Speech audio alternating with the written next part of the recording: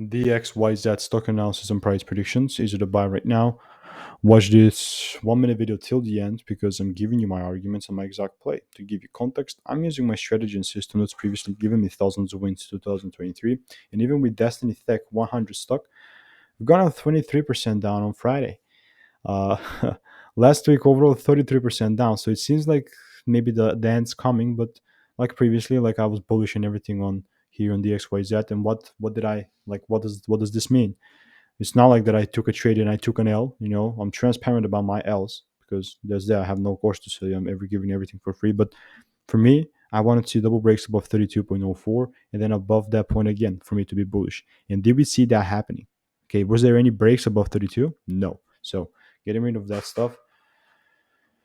Also for everything that we had previously, and honestly, man, like really, still only really gonna be bearish if we start breaking above those lows because this might be just like a little breakout and fake out and everything. So this is only going to be pretty much valid if, let me just turn this blue. Okay, that's good, but it's only really going to be valid as long as we maybe stay above 15 bucks. Anything other than just not, oh, I'm not really going to look for potential upside moves anymore. So for free resources, check the first link in the description because it's free and I don't sell courses.